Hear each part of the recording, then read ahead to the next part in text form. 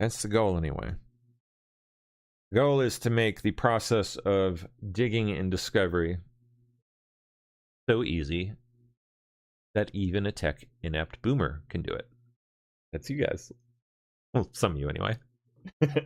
That's I literally like that's one of the guiding like goalposts is trying to make this so seamless and magically just smooth and intuitive that anyone can pick it up, get the spark, get the magic, and do it. Like, you don't have to be like a tech nerd or a total professionally trained journalist. Goal is to take away those hurdles for people and get it to the point where everyone can have a direct hand in like digging into primary source documents, like the actual stuff that makes the news that you see, digested and regurgitated for you by slop artists all over the internet. I want to take away the entire incentive for those fucking people to exist.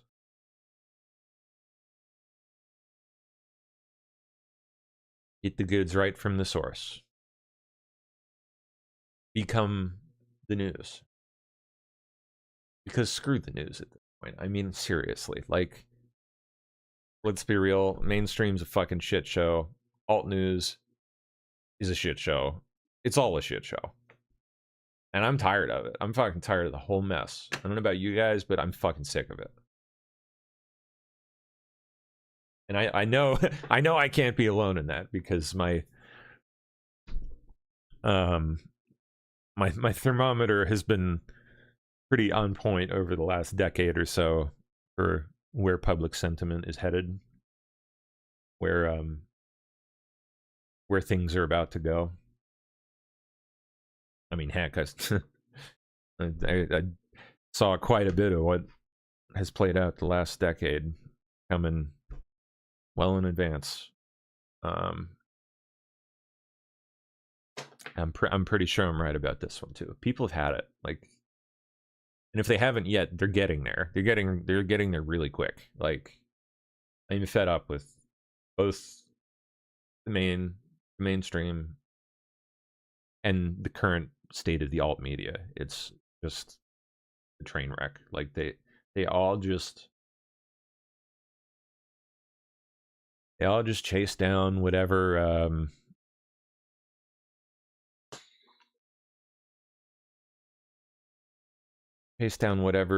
whatever sources repeat back to them, exactly what they want to hear. They don't bother hardly verifying a damn thing, questioning a damn thing. It's all just eking out stuff that makes you feel good, whether it's true or not. It's and even beyond that, Heidi Jensen, it's an echo chamber. That's like, doesn't matter where you go, hardly these days. Like, practically everybody has, like, everyone has, like, kind of clicked off into their own tiny, very specific little orbits of people that are more or less just like them, right? There's no interchange of ideas or real serious good faith consideration of, well, anything other than your own position ever, no matter who you are or where you are. I mean, it's true of us, true of the right, it's true of the left, it's true up, it's true down, true everywhere. Like, you can't turn anywhere in the media world, hardly, without running into that problem. And I know I'm sick of it. And I know if I'm sick of it, y'all are going to be sick of it. And if you're not yet, you're going to be soon. because I just know how these things work. I think at this point, just got to feel for it. So I'm trying to get ready for that. Like, people have had it with being led around by the nose, whether they know it or not. Like, in like consciously, they're tired of it. They're tired of being just pulled around by the nose wherever, wherever the person yanking feels like taking them. Like, and they keep doing it, I guess, because there's no, like, it doesn't matter where you turn, it's all the same damn thing. Like, everywhere you go, everywhere you turn, doesn't matter. That's what's happening. That's what's being done. You can't, like, I'm sure there's exceptions to the rule. I know there are, but like, they are so few and far between, and so hard to find. Like, so hard to just like stumble across. Just not good. Not good. So I'm trying to like do my best to put something together to push back against that. I hit on something with PSP all those years ago, obviously.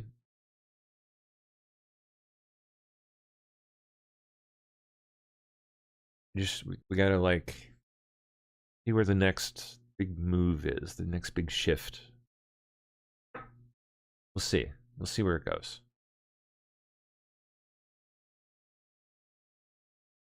I might even have some preview frames by the end of the show here, depending on how far along this is. I had some earlier, and it was looking quite good. All right. Anyway, let me bump my screen back on here. There we go.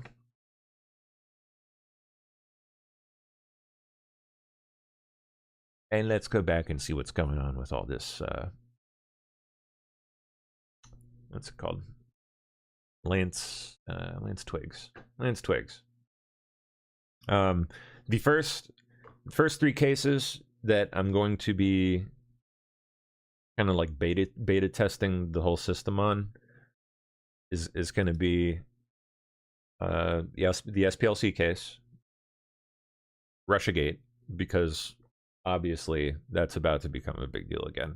Bill Pulte getting appointed as DNI, and Trump basically telling him declassify everything you want, any old thing, every damn thing.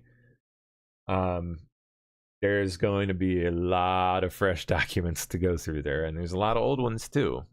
So that's going to be, I think, the biggest one.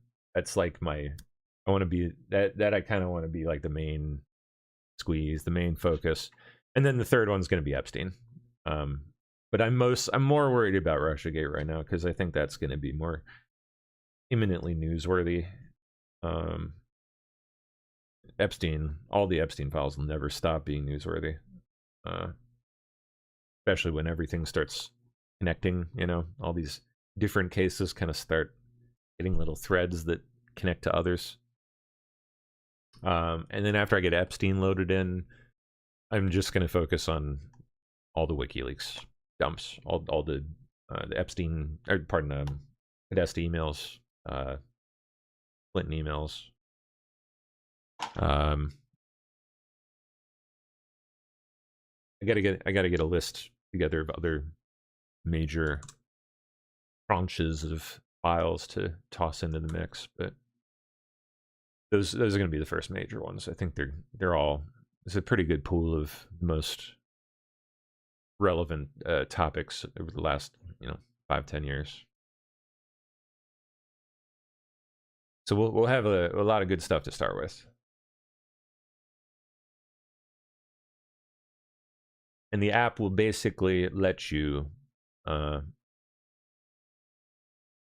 you know what?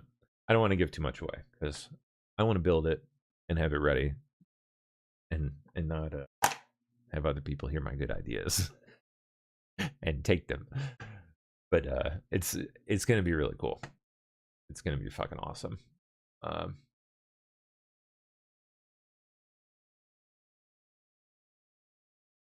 right, where is first Lance Twiggs bit here?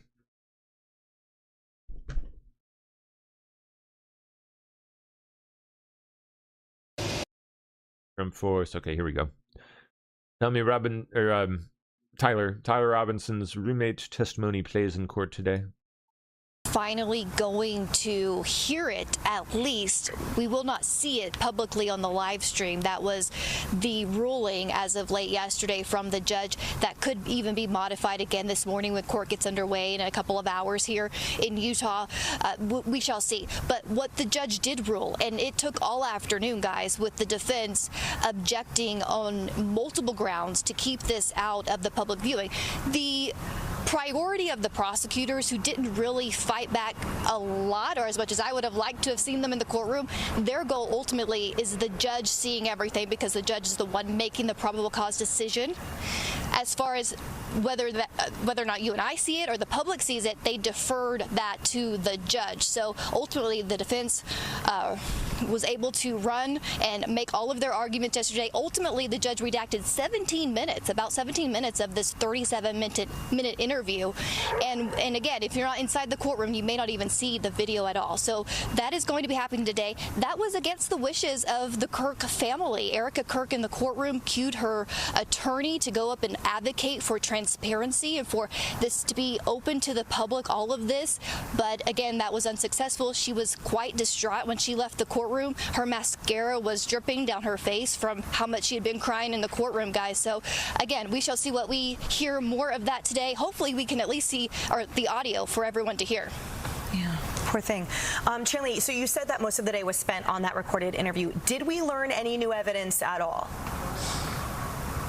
Okay, we did, and I want to mention this because this is important.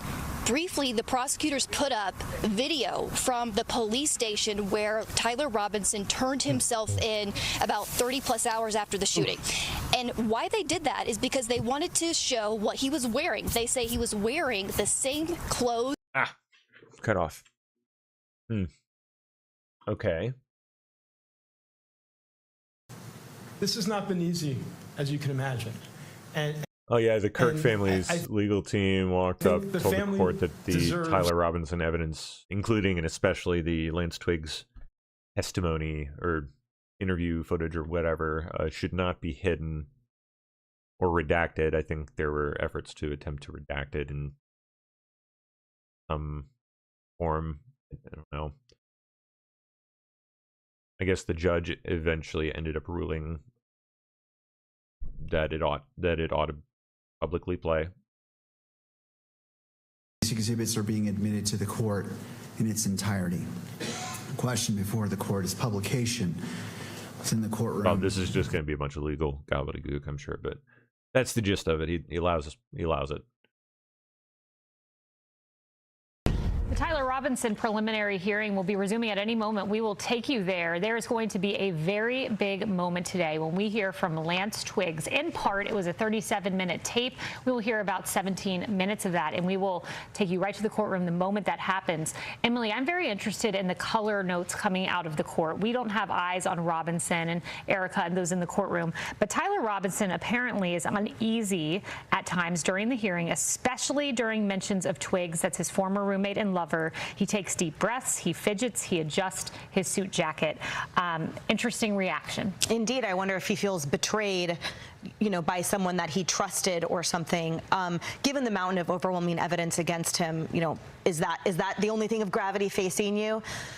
We know that the judge admonished, in terms of color commentary coming from the courtroom, different reporters for looking back at the family too much. Clearly, there's a very tight ship being ran in there.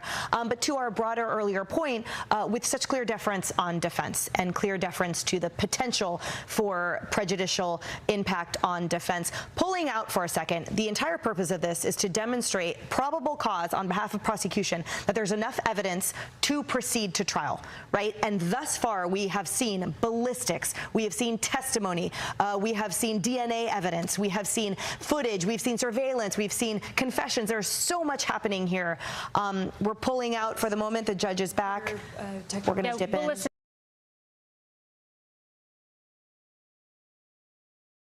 Okay. Nice. It just pulled all the SPLC documents, loaded them onto my server,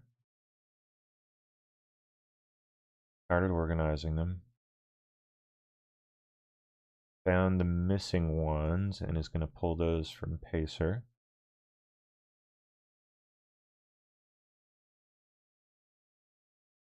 $160 documents. Very cool. Okay, I gotta tell it to keep going here in a second. Need some input from me. What can we do here? More on Kirk, the Kirk case. Tyler Robinson's transgender lover, Lance Twiggs, now publicly having the confession or interview footage. Are they actually talking to him? Name or just first and last? First and last is fine. Okay, my name is Lance Twiggs. And do you know Tyler Robinson? Oh, so they actually question him. Yes, I do. Yeah, I do. And this is the same Tyler Robinson that's been charged with the shooting of Charlie Kirk. Yes. And would you say when you first met Tyler? I think it was 2023. I've known him longer than that, though. That was, I think, the first time I met him in person. Okay. And will you describe your relationship with Tyler when you first met him anyway? When I first met him, I didn't know him super well. He was just a new roommate, so I knew he knew my friend group, and I knew he liked playing games, but that's about it when we first, when he first moved in. Okay. Before we go on, I realized my mic was muted at the outset. Was yours on?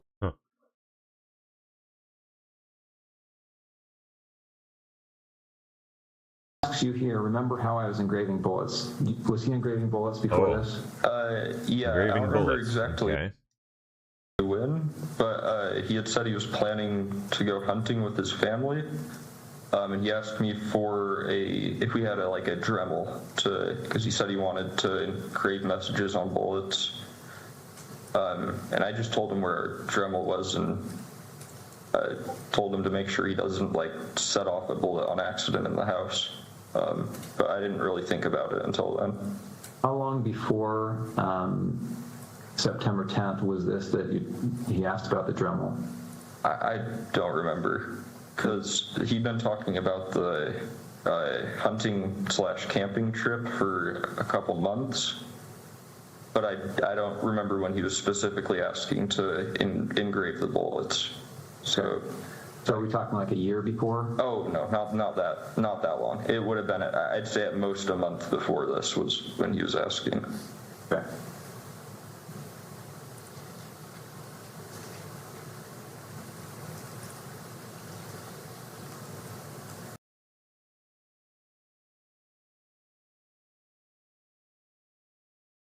Go.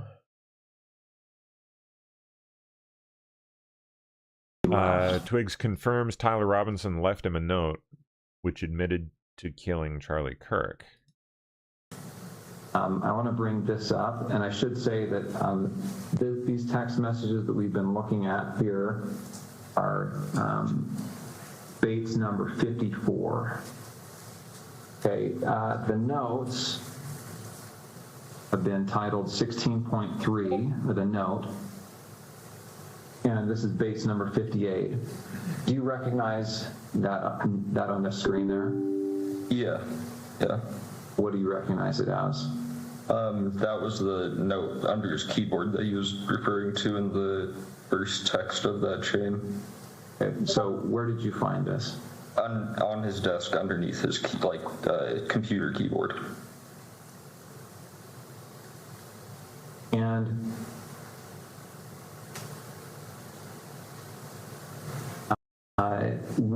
I assume you read it. Yeah. And then what did you do with it after you read it? I believe I just put it back down on the desk after I took a picture of it. Okay. And again, the time you read it was probably around 11 o'clock or so on the 10th. Yes. The night of September 10th. Mm-hmm. All right. And did you ever see that again after you placed it back on his desk? No, I don't think I did. And that was a desk in his bedroom? Yes. And that's a separate bedroom than your bedroom? Yeah. And now I want to go to what's been titled politics. He did more. Asked if they talked about LGBTQ rights in the lead up to the assassination. Than me. I didn't really, still don't really keep up with politics very much. He'd usually talk about stuff he heard on the radio on his drive to work in like their work car, since it sounds like their whole crew went in the same car most of the time. But I wouldn't say super consistently, because it wasn't a topic I really contributed much on. What about Charlie Kirk? Did you ever talk about Charlie Kirk? I personally had never heard him talk about Charlie Kirk before specifically. Okay. How about political issues? So did you ever talk about gender identity issues and LGBTQ rights? No, not really. Usually if he did talk about politics stuff, it was relating to Trump or current like policies being like issued or voted on, I think. But yeah. Such as? Like what?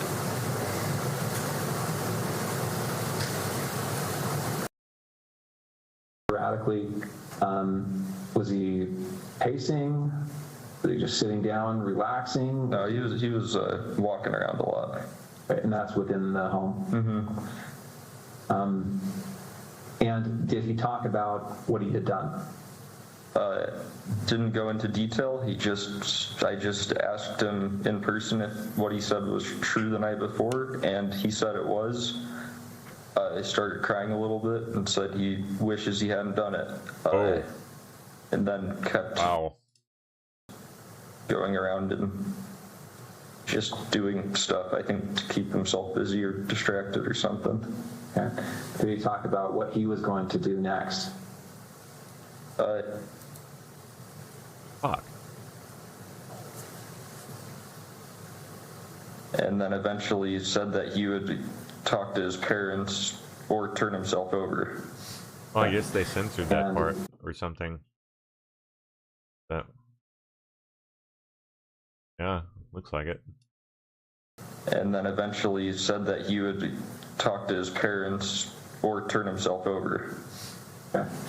And when you left, was that how you left, understanding that he was going to turn himself in or go to his parents' house? Yeah, and I didn't really want to be at our apartment while any of that was happening, regardless of what went down. Okay.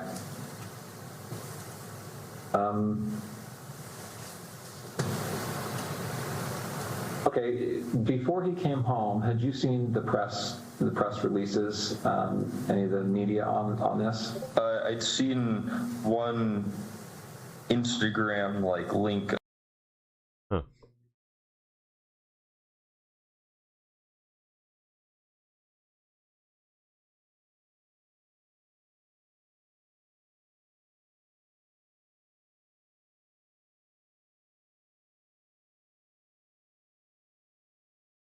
Okay.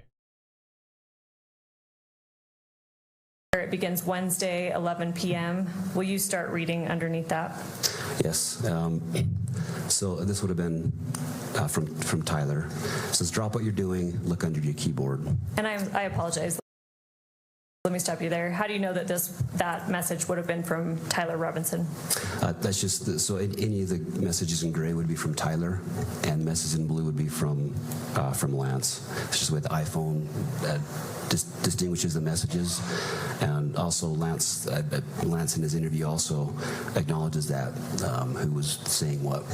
And up at the top, who do we see that this thread is between? Tyler. All right, sorry to interrupt you. So read that again, starting from look under the keyboard. So after that, then Lance responds. He says, "What?" And then he says, "You're joking, right?" And then Tyler says, "Fuck, I tried to delete that." If we could scroll down to page 2. And if you can continue reading along. Okay. And Tyler says, "I'm still okay, my love, but I'm stuck in Orem for a little while longer yet. Shouldn't be long until I can come home, but gotta grab my rifle still. To be honest, I had hoped to keep this secret till I died of old age. I am sorry to involve you." And then Lance replies, "You weren't the one who did it, right?" And Tyler says, "I am, I'm sorry." Lance says, "I thought they caught the person." And then Tyler says, "No, they grabbed some crazy old dude and interrogated someone in similar clothing. I had planned to grab my rifle from the drop point shortly after, but most of that side of town got locked down. It's quiet almost enough to get out, but there's one vehicle lingering." If we could scroll down to page 3. Interesting. Okay. Also, does it have a serial number? We could scroll to page 7. And I'll continue reading. I'll stop you on this page in a little bit. Okay. So Tyler continues, IDEK, if it had a serial number, but it wouldn't trace to me, I worry about Prince. I had to leave it in a bush where I changed outfits, didn't have the ability or time to bring it with. And stop there, please. And then if we could go to the next page, page 8. And if you could start at the top. Okay, so Lance says, "Was your change of plea? Also, does it have a serial number?" We could scroll to page 7. And I'll continue reading. I'll stop you on this page in a little bit. Okay. So Tyler continues, IDEK, if it had a serial number, but it wouldn't trace to me, I worry about Prince. I had to leave it in a bush where I changed outfits, didn't have the ability or time to bring it with. And stop there, please. And then if we could go to the next page, page 8. And if you could start at the top. Okay, so Lance says, "Was your change of plea? Also, does it have a serial number?" We could scroll to page 7. And I'll continue reading. I'll stop you on this page in a little bit. Okay. So Tyler continues, IDEK, if it had a serial number, but it wouldn't trace to me, I worry about Prince. I had to leave it in a bush where I changed outfits, didn't have the ability or time to bring it with. And stop there, please. And then if we could go to the next page, page 8. And if you could start at the top. Okay, so Lance says, "Was your change of plea? Also, does it have a serial number?" We could scroll to page 7. And I'll continue reading. I'll stop you on this page in a little bit. Okay. So Tyler continues, IDEK, if I had... It fucking looped. Type in something.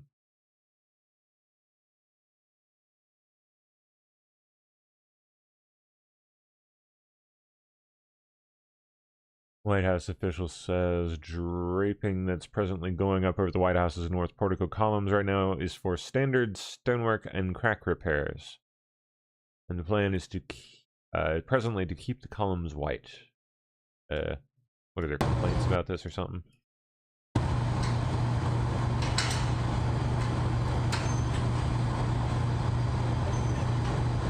It's so funny, they freaking printed giant photo of it on there.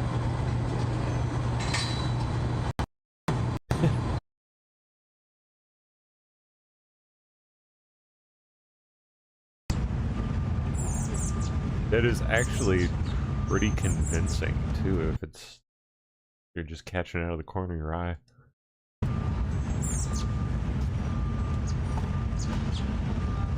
It's so funny.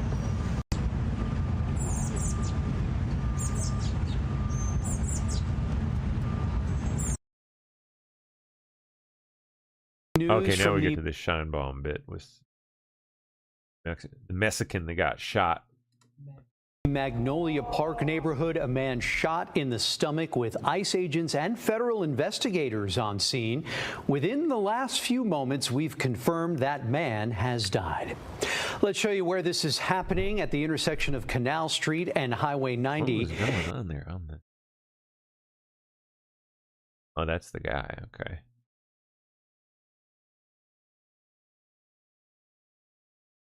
Is happening at the intersection of Canal Street and Highway 90. KPRC2's Bryce Newberry is there working to gather the latest. Bryce, what have you learned? Andy, federal agents just left Canal Street here in the last 30 minutes or so. They had been on this scene for about 8 hours, as we have just confirmed through an ICE spokesperson that an ICE agent opened fire and killed a Mexican national here on this street just before 7 o'clock this morning. What ICE is telling us this afternoon is that enforcement officers were out here attempting to pull over that Mexican national. He's been identified by ICE as Lorenzo Salgado Araujo, and according to ICE, when they tried to stop him, he refused to stop. ICE says from the information that they are getting, he then used his vehicle in an attempt to ram the ICE officers who were out here. He then did not follow verbal commands, according to ICE, and then that is when, according to ICE, he tried to run over the agents who were out here attempting to pull him over.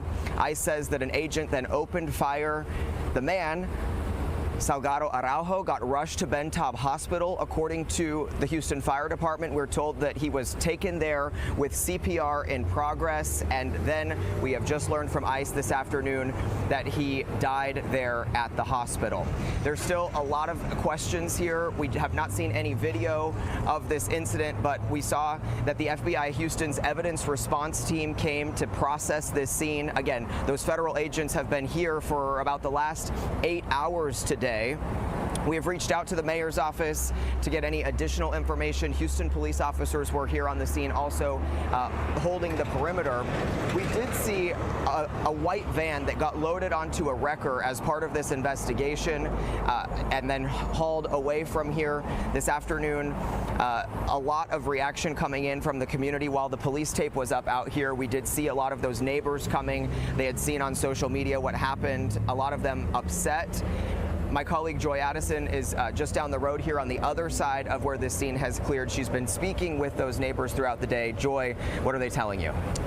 Yeah, well, I've been out here trying to speak with neighbors and figure out exactly what happened. What I've been able to piece together so far is that whatever interaction happened between 4 men that were in a van headed to work, picking up someone on this street, happened right over here in front of this business and home right here. Now, I'm told by the stepdaughter of one of the men that was in that vehicle that they stopped to pick up a coworker and that they had suspicions that ICE was behind them. Upon arriving at a home on this street, one of these addresses here behind me, the men had some type of interaction with ICE, and during that interaction, Lorenzo Salgado was shot. Video from I'm sure media. He did absolutely nothing to, I don't know, deserve it. Partner Grizzy's Hood News shows that man lying on the ground screaming. He was later taken to Ben Taub Hospital. Now, when I was able to speak with the stepdaughter of one of the men who was in the car, she said that she and her mother were made aware of what happened due to some social media video that had been floating around TikTok. They saw on that video the co-worker of her stepdad, Mr. Salgado, laying on the ground, bleeding and begging for help. Like I said, that is the same video that was posted by our media partner, Grizzy's Hood News. Now, as you heard my colleague Bryce Newberry say, the man who was shot, his last name is Lorenzo Salgado Araujo, who has now died at the hospital. Montserrat left here with her stepdad after I spoke, she left here looking for her stepdad after I spoke with her earlier. We haven't been able to confirm that he's in custody. What she's been told from a very brief phone call is that he and the two other men that were in the car, not the man that was shot, so 3 men were taken into custody, and then the man that was shot was taken to Ben Taub Hospital and later pronounced dead. This is a developing story, and as we get more information, we'll bring it to you right here on KPRC 2 News. Right.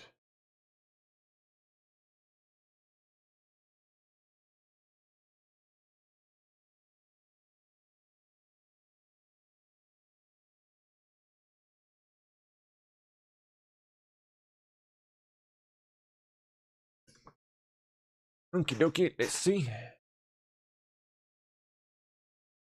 To ask Supreme Court to rehear the birthright citizenship case. How is that even going to work?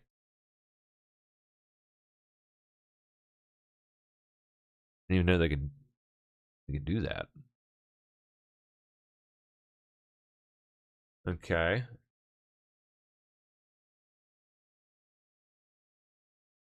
Any details on this? I will be asking for a rehearing by the United States Supreme Court immediately. This miscarriage of justice will destroy America if they don't change their absolutely insane decision. Okay, here we go.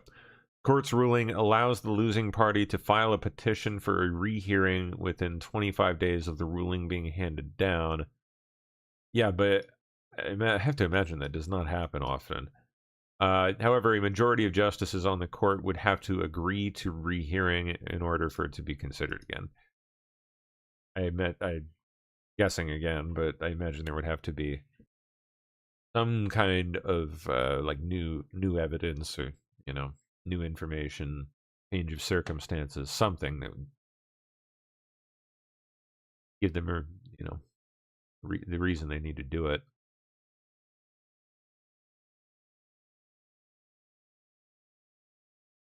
Which is an uphill battle at this point. Hope so.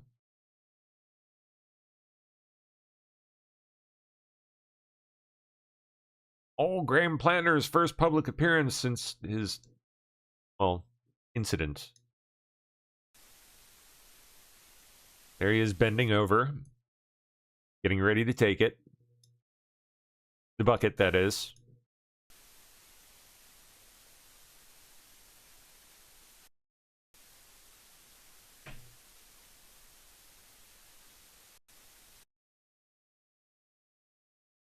Internal Justice Department messages released by Chuck Grassley appear to show security lapses involving classified information inside, Jack Smith's office during the prosecution of Donald Trump's classified documents case. Give me some more on that, please.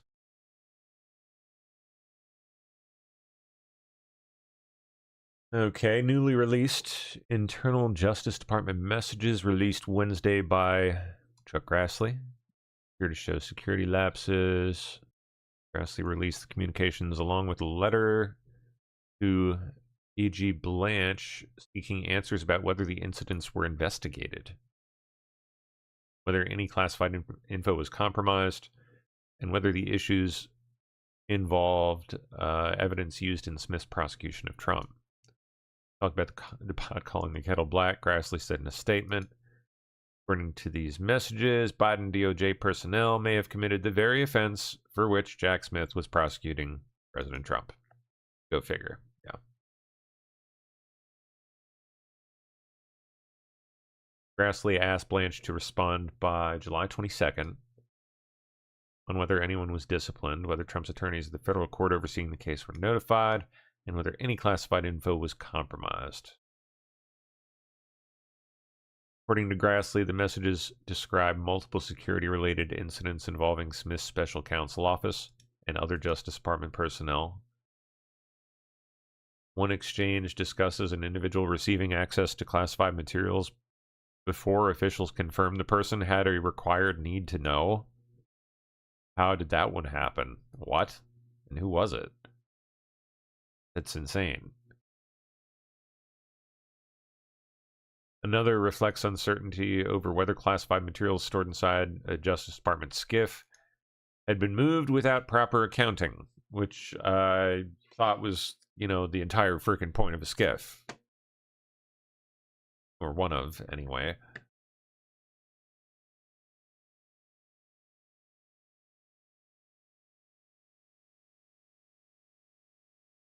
Yes. Like, violations were just rampant.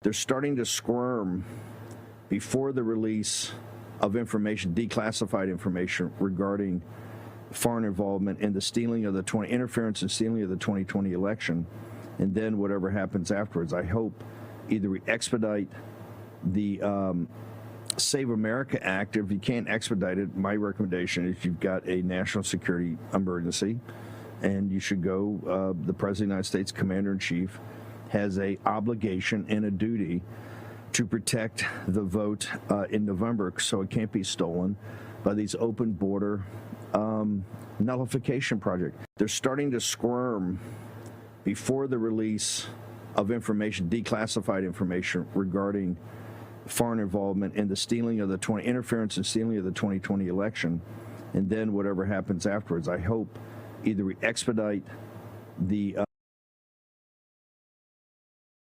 U.S. overtakes China and becomes Taiwan's largest trading partner for the first time in 25 years. Taiwan's overall exports up 47% for the first 6 months of 2026. Wow. Plus 47. How about that? Micron, speaking of, announces up to $3 billion strategic investment in U.S. chip supply chain. Good. We're going to need it.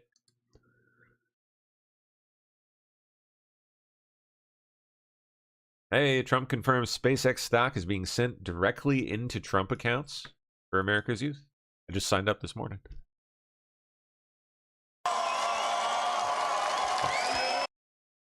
$325 million.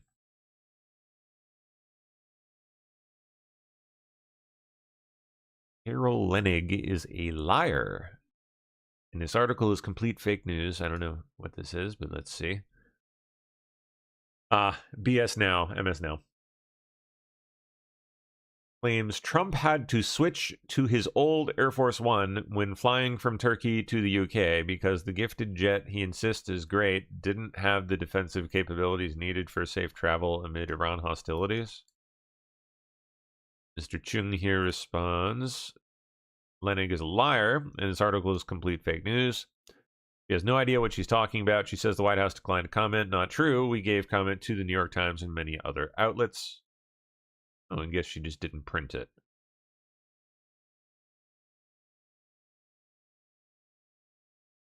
Oh, latest public comments regarding Mitch McConnell's health come from Kentucky's 2nd District Republican Congressman Brett Guthrie.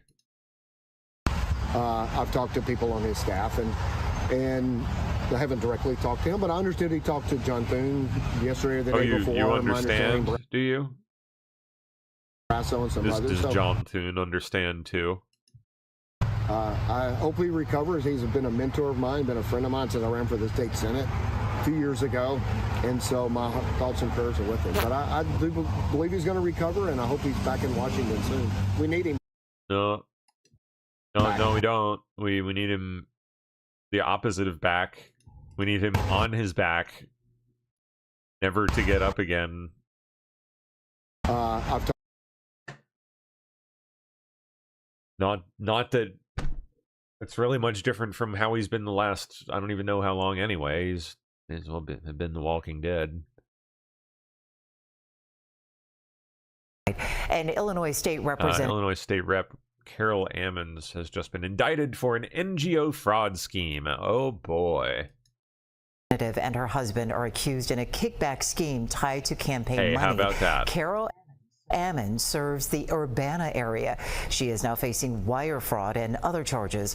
Prosecutors allege that she used campaign donations for personal reasons. She's also accused of helping groups get grants that could benefit relatives.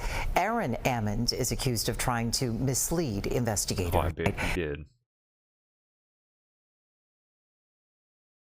That one we saw, right?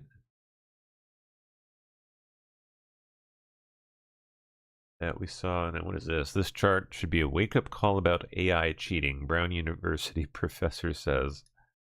Oh, look at how those test scores are converging. It must be AI and student testing scores. They're all getting A's, aren't they?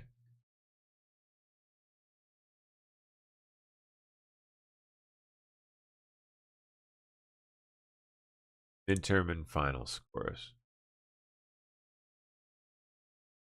Interesting.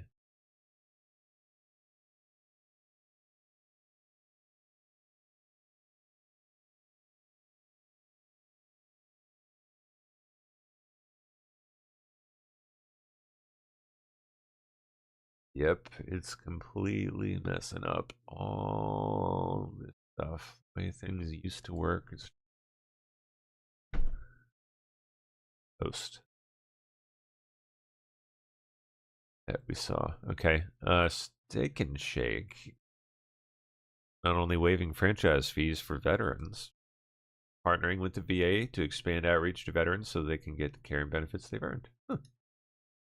Hey everybody, it's Doug. You never know where we're going to show up. We've been all over the Midwest right now. We're out now in northern Indiana, Fort Wayne, at a Steak and Shake. Made a big announcement with Steak and Shake. They're going to waive franchise fees for military owners to own franchises, but they're also going to help us get out the word about the benefits that the VA has for veterans all over this country. And I'm also glad to be here with my friend Senator Jim Banks, who is somebody we served with both in the House and now in the Senate, on the Senate Veterans Committee. Jim, it's good to be here with you. Welcome to Fort Wayne. What a perfect place to make a historic announcement.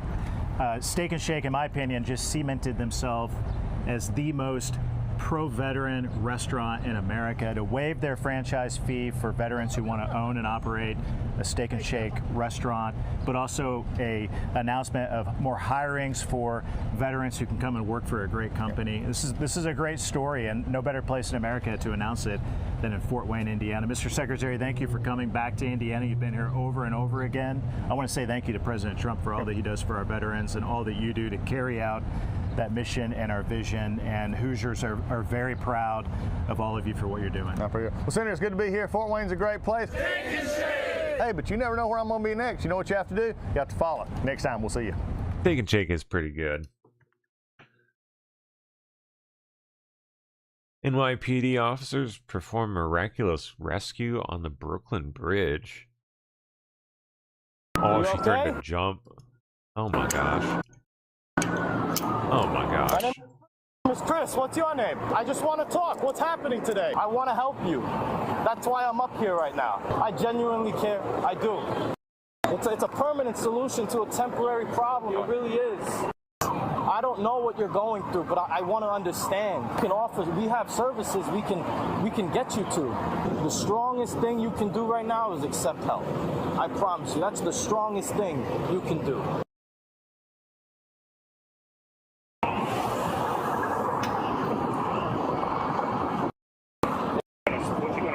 Oh my god. Don't do it. Don't do it. Don't do it, please. Please. Please. I got you. I got you. You're okay. You're okay. I promise. Let's go. I got you. I promise. Everything is going to be okay. You're not in trouble. Jeez. Oh.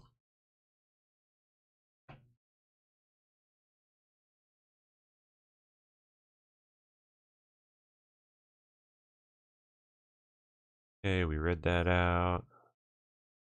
Oh, nice. Man wields flaming propane tank inside restaurant. Drop the knife now! Do it now! Come out to us! An arson suspect now in custody after he was caught on camera wielding a flaming propane I tank didn't know one could wield that way. inside a restaurant in Florida.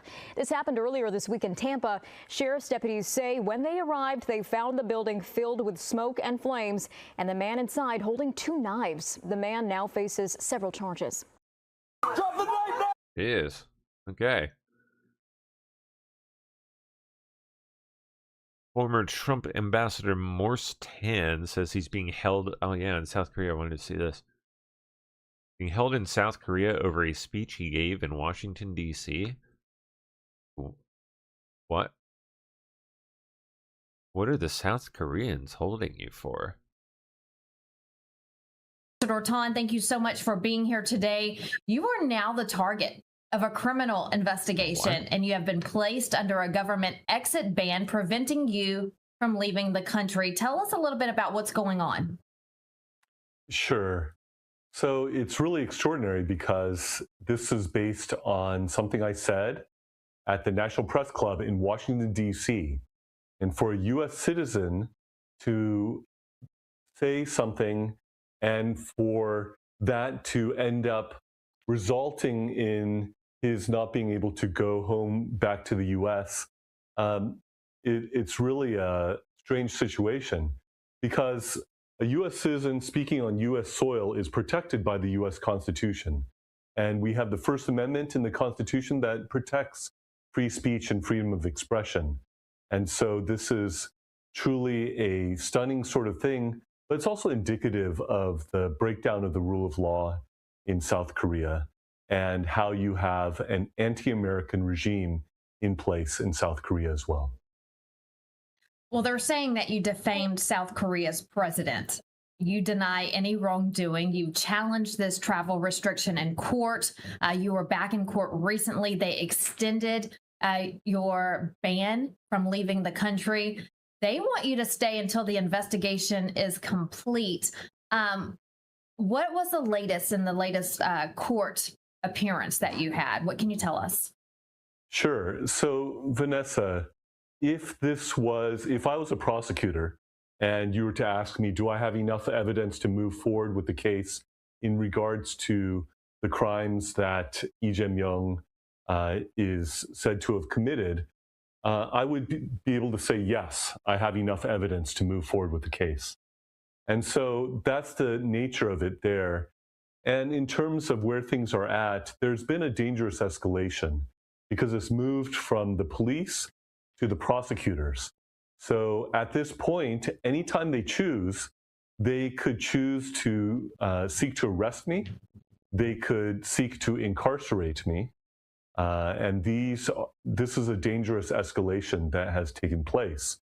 When I pointed out in court and I had a chance to speak about how I'm protected by the US Constitution, how a South Korean court should not have jurisdiction here, how this is allowed under international standards through the International Covenant on Civil and Political Rights, Article 19, how it's also protected by the Korean standards at the time the statement was made in terms of it being true or believed to be true and in the public interest. This is wrong on every level in terms of jurisdictionally as well as procedurally as well as substantively. And so this is not the rule of law. This is lawfare, where they are weaponizing so-called law to try to go after it, after me. What's also extraordinary about this is this would be disturbing enough if this was against any U.S. citizen. But I had the privilege of serving as one of Trump's ambassadors during his first administration. And this is in the context of an alliance that's supposed to exist between South Korea and the United States. And so that's what makes it even more distressing. It almost feels like you were set up. You made these statements, you said, in the United States. You travel to South Korea ahead of the elections there, and now they're telling you that you can't leave. It's almost like they reeled you in and then kept you there. That's what it feels like to me. Do you get that same sense? Yeah, that seems pretty weird.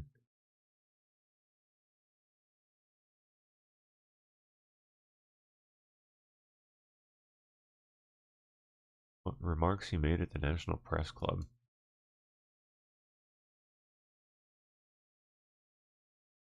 I mean, were they that bad? Like, geez.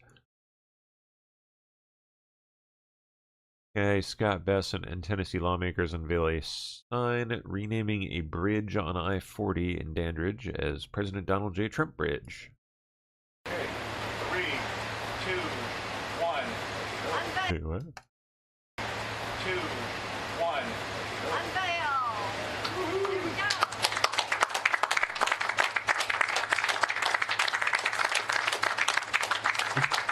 Good fun. A toddler was found unresponsive in a pool and pronounced dead, and then was found alive in a hospital morgue. Oh, this really happened back in February in Arizona. And now a new police report is out, and so we're getting many more details about what happened to this 18-month-old. Oh my gosh. So according to the responding police officers, they did see signs of life in this toddler. They said that first responders did perform life-saving What happened here? measures, and when the boy was taken to the hospital, they thought he was still alive. But the doctor who responded to the case at the hospital wanted to declare the boy dead. Organ harvesting. In fact, these officers say the doctor, Arian Tusi, told them, Oh, quote, a foreign doctor, you say? "Please do your thing and let me do my thing. I went to medical school for a reason." So the doctor declared the boy dead. I would love to see a photo of this doctor. And then the body was taken to the cold room, which is the morgue in the hospital where dead bodies were taken. 5 hours later, the police were told that the boy was found breathing and that he was being rushed to another hospital. So it was actually the team freaking real from the medical examiner's office who responded to the morgue, as they do, and found the boy alive and immediately rushed him to another hospital. They said they flew him there, and he actually made a full recovery and has been released. So what happens now? Well, the Gilbert police said that they're right now focusing on bringing charges against the parents. They said that when they arrived about the doctor, scene, they smelled marijuana around the house, and they saw open doors that allowed this toddler to get outside and into the pool in a dangerous situation. They recommended that the parents be charged with negligence, and the Maricopa County Attorney's Office is reviewing the case. freaking Maricopa, it's Arizona, huh? For the hospital. This took place at Mercy Gilbert Medical Center, and they said in a statement that they conducted a thorough review of all aspects of care provided to learn what happened and to make meaningful changes to strengthen our care. They also called it a What about the heartbreaking doctor? situation, but declined to provide any further details. And an attorney for the doctor, remember that's Dr. Arian Tusi, said they weren't going to provide a full statement, but did say that there is much more to this case. How do you spell this doctor's name? Are they not going to give us that? I want to know more about this fucking doctor. Where is this? Come on. There's Dr. Tusi.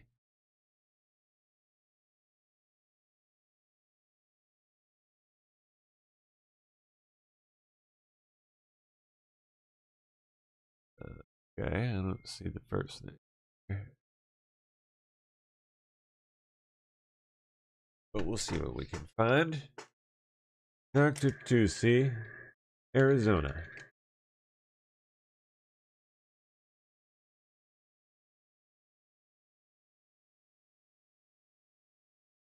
Which one are you? Arian Tusi.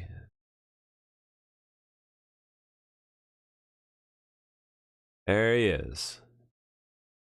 There he is, Dr. Tusi. From somewhere in the Middle East. Who knows where?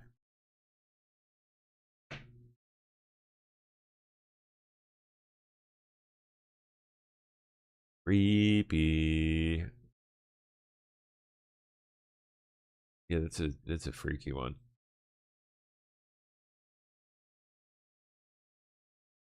All right, let me go back the other way here. What all did we miss?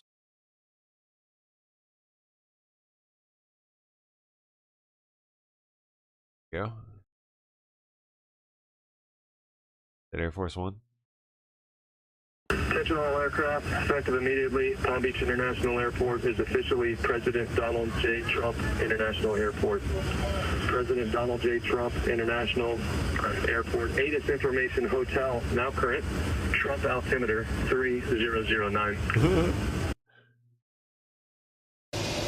Well, Lawrence, there's actually a couple minutes ago, 5:01 a.m., the name of the airport changed from Palm Beach International to President Donald J. Trump International Airport. And there's no way in hell I was letting UPS be the first plane to land. So we got on Trump Force One, and Lawrence, you've been on it, and Brian, you've certainly been on it, and Emily, you've probably been on it as well. But we had to be the last plane to take off out of PBI, and then air traffic control comes on, and welcome to Trump Force One. You're the first plane to ever land, at this airport, and so we touched down at exactly 5:01 a.m. this morning, and it was a beautiful day. I don't think there's anybody more synonymous with Palm Beach than Donald Trump, and maybe all of Florida. And it's his home. He absolutely loves the state. Won the state by a major margin. And this is a plane that carried him to victory. A lot of people will argue 3 times, but certainly 2. It was the backdrop of so many of the presidential campaign stops. Did so many stops with us as a family. So it was an incredibly special moment for us this morning. That's pretty neat. That's cool.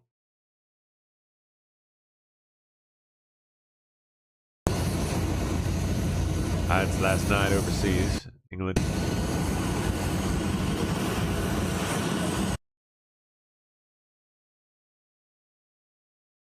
All right, let me jump over here and see what else we can find. Oh, they gave a usage limit reset. Oh, heck yeah. Okay. Very nice. Got more coding to do then.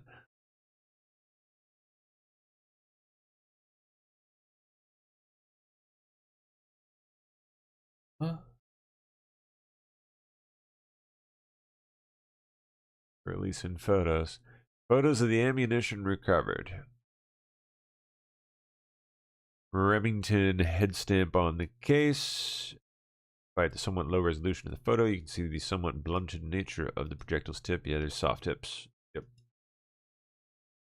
Soft lead tips. Yeah, those like to go boom after they make contact with flesh. It'll explode, basically, inside your body. It will fragment,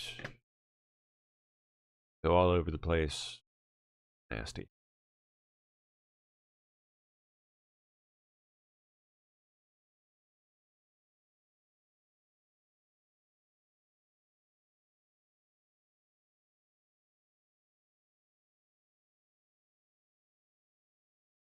The writing there, the cow, the commie shit. It must be chow ballad chow or whatever. Yeah.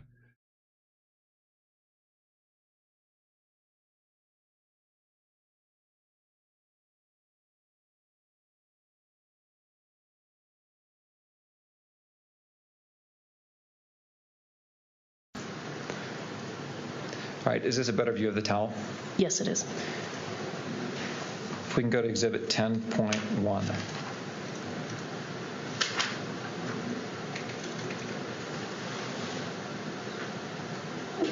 Will you describe what we're looking at in Exhibit 10.1? Yes, this is a mid-range shot of, again, the towel that was used, or of the towel and within the bushes. All right. When this was found and you arrived on scene, what happened with that weapon? We moved it from the bushes, or say FBI Special Agent Kamak moved it from the bushes. We then placed it on a cardboard box, took pictures of it, and then we removed the towel, packaged the towel separately, took additional pictures of the gun, and then rendered it safe on scene. Okay, I'll ask you about that more in a minute, but let's go to number 10.2.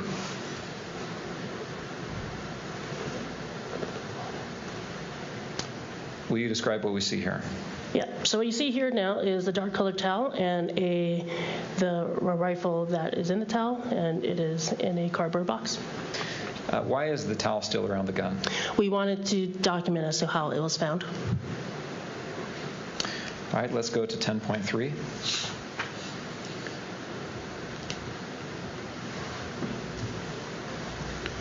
Is this the rifle? Yes, it is.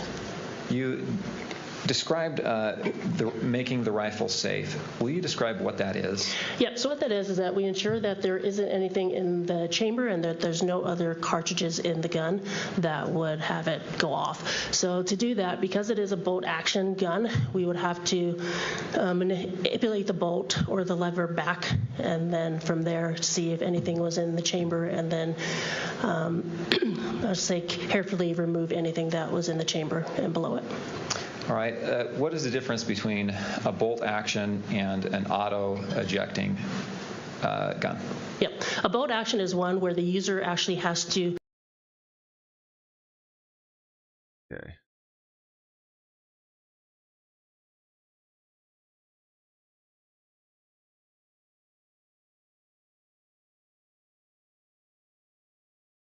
Second.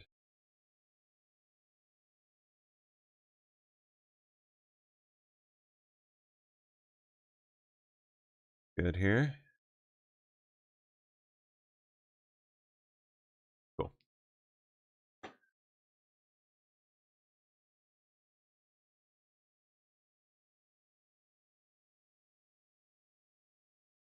Okay. What? Oh, that's pretty. From a single prompt, GPT 5.6, just released today. Built the entire training pipeline and trained the language model from scratch on my iMessage history. Replicates, generates replies in my writing style. That's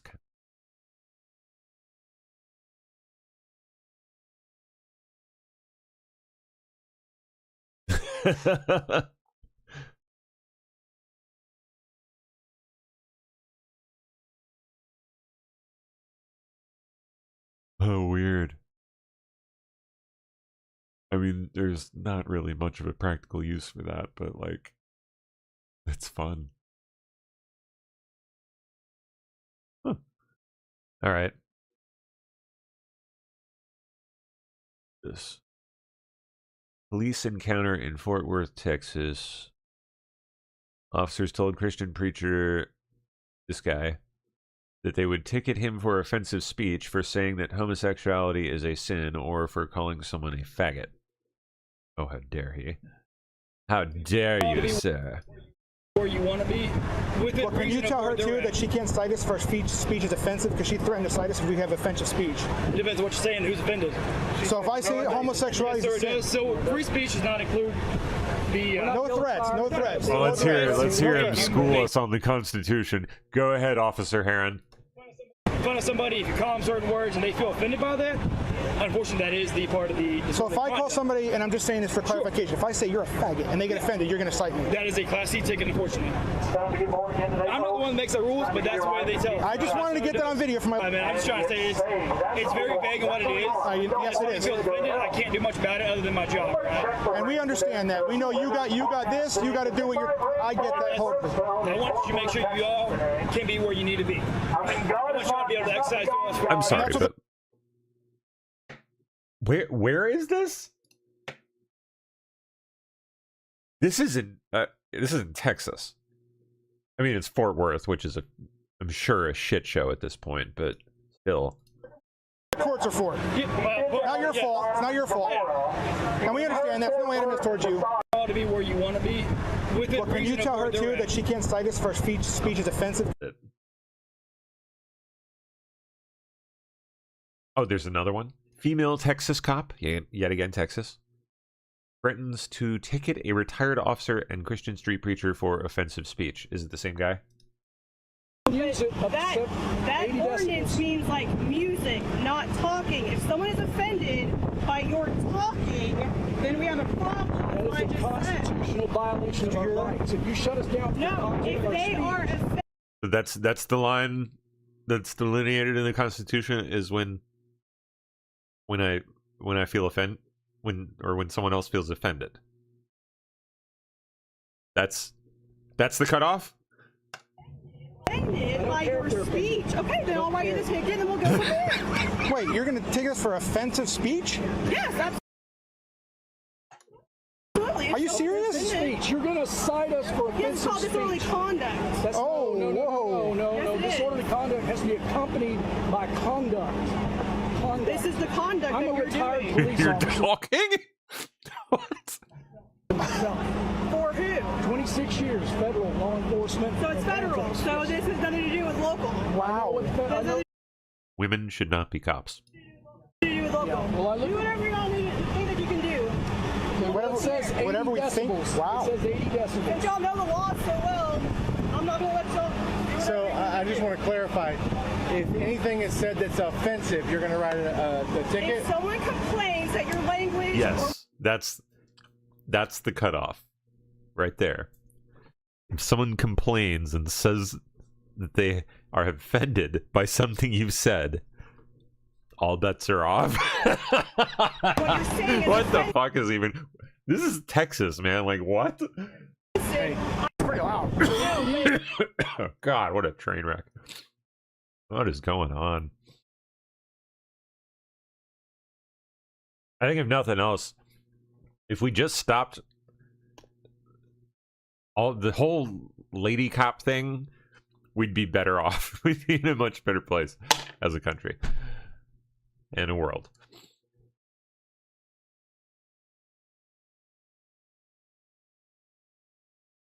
What is this business? What is this? I don't know. I'm just randomly scrolling through the feed. What is Large Marge doing? Tested her luck as a content creator? You gonna be a content hoe? Ding ding! Now boarding everyone who's America First, America Only. Oh, that's my plane. Cringe That's my TikTok videos? Wow, Marge. Ding ding! Now boarding everyone who's against taxes. Oh, gosh. Oh, wow, what a great gag, huh? Ding ding! Now boarding all those against data centers. Hate data centers. Ding ding! Now boarding all those who support the political revolution in America. Oh, let's go. Let's go. Ding ding! Now boarding all those who are getting married this summer. Let's go. Ding ding! Now boarding everyone who's ready with the next episode of Life with MTG. Wait, so...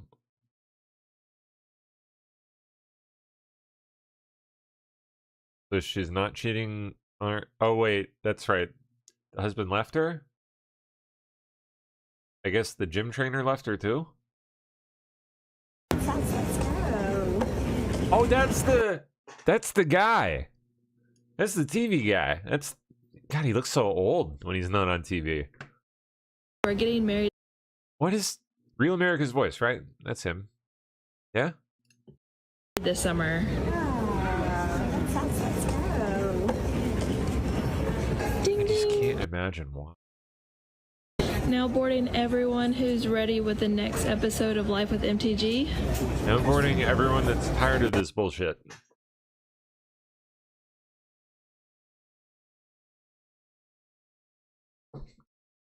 On to the next one.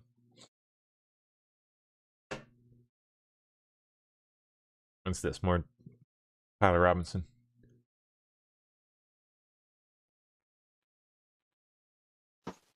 All right. So, well, the state has. Oh no, that's it's just, all. it's someone like streaming about it. God.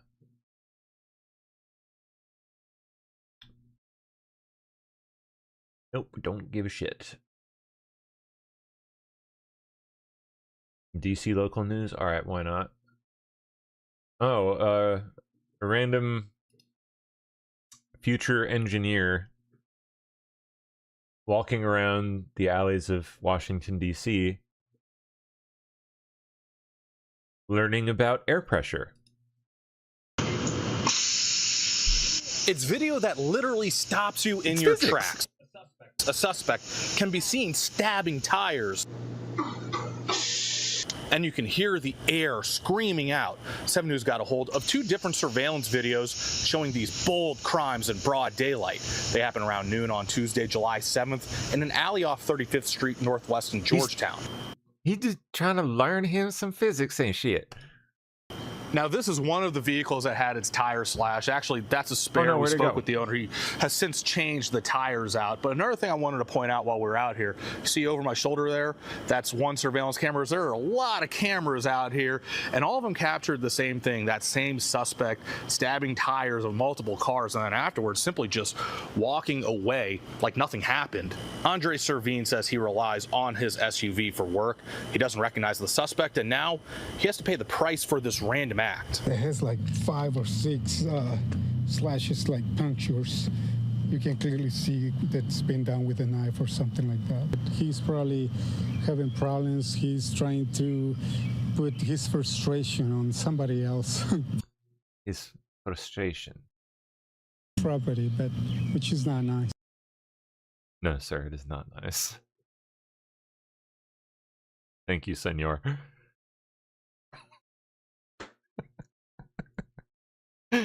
Oh my goodness. What now? What is this? Oh, Agent Brian Davis confirms that investigators used Israeli company Celebrite. I don't know why that's like news. They all use Celebrite. To verify that the text exchange between Tyler Robinson and Lance Twiggs was authentic. As part of the investigation, was a Cellbrite extraction performed on Mr. Twiggs' phone? Yes, it was. Did you personally review that extraction? Yes, I have. And according to that extraction, did Mr. Robinson and Mr. Twiggs exchange text messages on September 10th through 11th, 2025? Yes, they did. What time was that first text sent according to the Cellbrite extraction? The first text was September 10th at 11 p.m. As part of the... I don't get what the point of that was, but... Oh, jeez. We'll skip. Florida is rolling out AI-powered cameras on its garbage trucks to scan properties for code violations. Oh, wow, that's dirty. Pardon the pun. Very interesting things that we are exploring right now with AI. Code has already looked at a software that will put cameras on trash trucks that drive up and down every single street. And that software has the ability to identify bad roofs, broken windows. Just wait until HOAs get their grubby little fucking fingers on this shit. We could easily, if we deploy this, we could look at saying, tell us when there's construction material at the curb. Because if someone's got an entire tub in a kitchen I guarantee at the curb, if it's not already a business, it's coming, and fucking shame on the person that does it. But it's coming. You're going to have little ass, stupid, homosexual little robots rolling around your neighborhood if you have an HOA, God forbid, policing the presentation of your yard. It's likely they're doing a remodel that needs a permit. So we're not there yet. We've demoed it and we've looked at it. The issue then becomes, well, what if we get 3,000 of them a week? Then we don't even have a manpower issue to resolve. So we're exploring how and to best deploy it, figuring out what the costs are. But there are some very unique and innovative AI software tools that are coming out to help code with some of these issues. What about like heftier fines on the people that are cut? Oh boy. That should be fun. Oh, National Guard just suspended all 8 pilots of the Apache helicopters that flew on the salute to the shore flyover. What? Something must have happened. No reason given for their suspension. The source says as soon as the pilots landed, they got a message saying they were suspended pending an investigation. Were they just like not supposed to do this or something?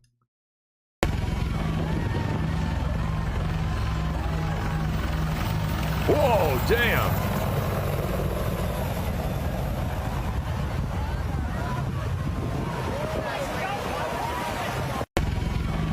I mean, this is definitely quite a low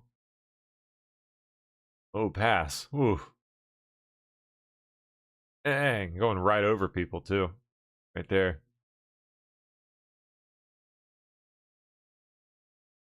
I don't know if that was the issue or what, but oh, man.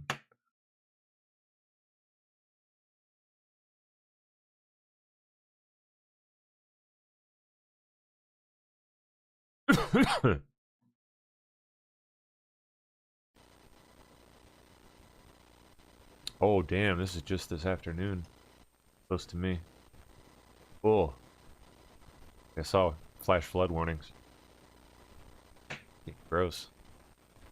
Okay, give me some fresh business here.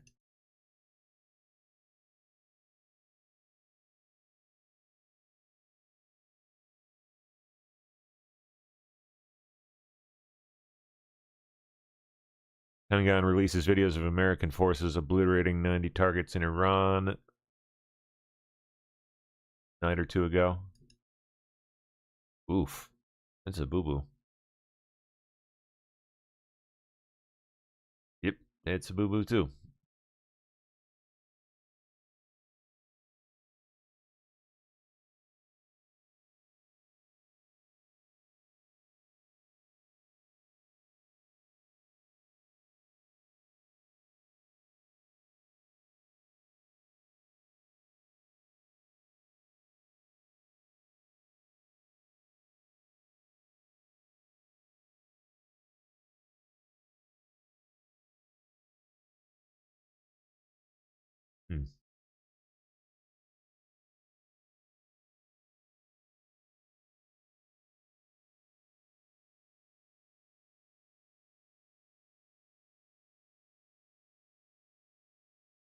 Oh, good Samaritan saved driver from burning car, California. Holy guacamole. Yikes. Come on, get out! Get out before you die! Please. God damn it, dude. I didn't get back, bro. I'm sorry. Call 911! Oh my god. Get the hell out of there, man. Come over to the pit. Go. Jeez. What do we... Why do we have... Is he having a melty, like, right now? Oh. What the fuck was... What the deal with that was?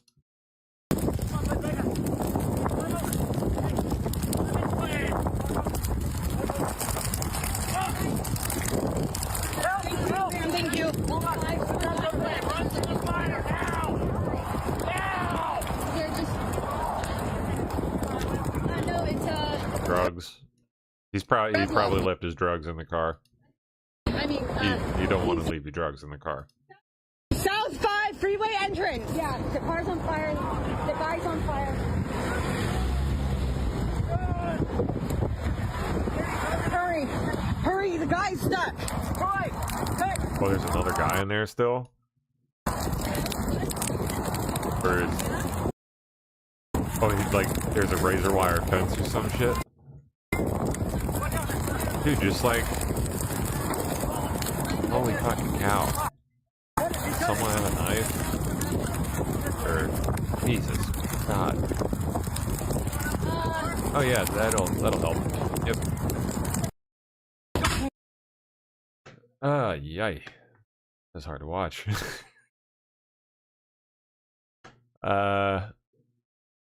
Oh.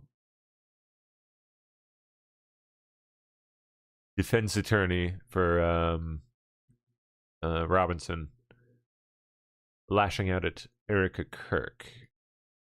Thank you, Your Honor. Thank you. Turning to the parties, starting with the state, Mr. Grunander. Thank you, Judge. The state does not oppose publishing 12.4 in the courtroom. I think we've tried to make it very clear throughout this case that we favor openness and transparency as much as appropriate. I'll submit it on that. Thank you, Mr. Grunander. To defense, Mr. Burt. My apologies. That's 12.1, not 12.4. Thank you. Judge, at this point in the proceeding, we're asking the court to keep focus on the purpose of this hearing. And as the justices said in the Estes case, the purpose of a trial, and I know this isn't a trial, but the same logic applies, is to determine the defendant's guilt. It's not to educate the public or the victim's family or the world on what evidence the government or the state has. As the court knows, we have witness availability problems. We spent the bulk of today and yesterday arguing about nothing to do with the evidence in the case, but with rights of third parties. And it's appropriate for the court to consider that. But at some point, I think the court has to return to the purpose of these hearings, which is to expeditiously hear the evidence and then determine probable cause. And I want to point out to the court, Ms. Kirk has been very adept at holding press conferences at which she has revealed evidence. She has represented that the state is her attorney. She has access to all the evidence that the state has publicized and that the media and her own lawyer argues is already in the public domain. So they're perfectly free to go outside this courtroom under the court's protective order. They're free to go out and hold press conferences and announce to the world outside the courtroom what they think the evidence is. They have the availability of that evidence.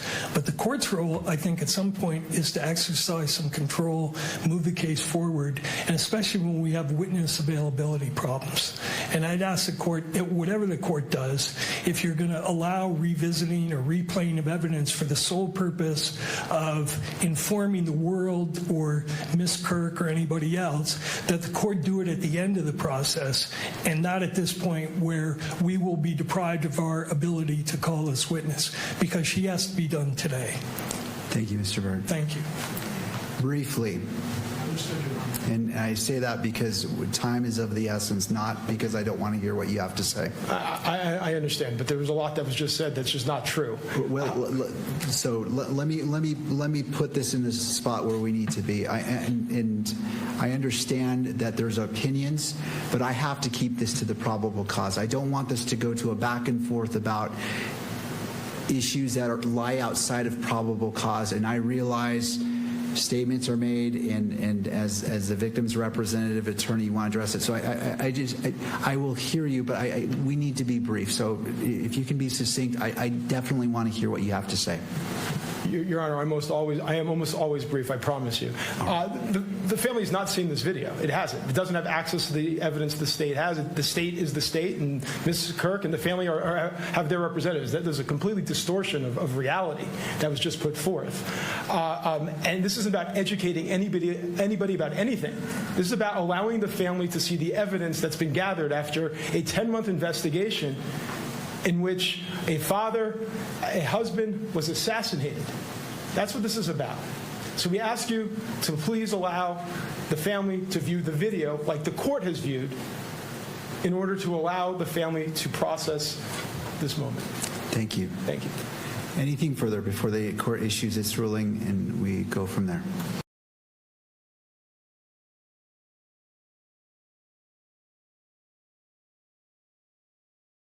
Okay. Let me see what else we got here. This camera. Block cameras. camera has been cut down, completely sprayed over with an American flag on it. And not far away, there's another flock camera on the ground as well. HPD says it's investigating this, but so far there are more questions than answers. These cameras, meant to help solve crimes, now becoming the target of one, both cut in half and covered in spray paint. Yeah, I didn't realize that the cameras were there until you actually pointed that out. Juan Rodriguez's business, Spar Houston, is located by Washington Avenue and Westcott, where this happened. These are flock cameras, meant to read license plates and alert police if they're connected to crimes. Rodriguez says he didn't see who did this, but he's left wondering why they did. That's what it sounds like it would be. Somebody just protesting, their rights are being violated or something like that. Flock cameras have been used in the city of Houston since 2021, according to the company. The Houston Police Department tells us they were notified these cameras were damaged on the morning of July 4th. As far as the repair costs, HPD says it depends on who is responsible for these specific cameras. While some cameras are installed through city contracts, others are done with neighborhoods or private groups that choose to share footage with police. HPD couldn't confirm who was responsible for these cameras, only saying this is an ongoing investigation. ABC 13 reached out to Flock asking if they were aware of this situation and what the repair process would look like. They didn't answer those questions, but did say, quote, damaging public safety equipment is illegal and puts the community at risk, which is why we strongly condemn this type of behavior. As far as how often something like this happens, Flock says overall they see very few reports of vandalism. Not what I heard. Sarah Alshake, ABC 13 Eyewitness News. Okay. Once. No, that's friggin' like 11 minutes long. All right, let's go. Oh, this is near me. Joint law enforcement investigation into alleged drug manufacturing and distribution. Oh, these smoke shops around here, man. Oh my gosh. I'm outside the Woodbridge shop where Prince William County police say illegal drugs were being sold behind closed such as doors. Authorities say they seized a slew of drugs from here and from 4 homes in the Woodbridge area in Alexandria over the course of a months-long investigation. Now, police say they seized more than 8,200 grams of marijuana, 1,600 plus THC gummies, 5 kilos cocaine, of cocaine, and 2 grams of fentanyl. And that's not even all of the drugs they seized. And more. Now, oh, they look like kind purveyors of 2 people are mind facing altering goods. charges, and police are looking for a third. I'm outside the Woodbridge shop where Prince William County police say illegal drugs were being sold behind closed doors. Yeah, messy. Oh, some more details on the hearing. Let's see.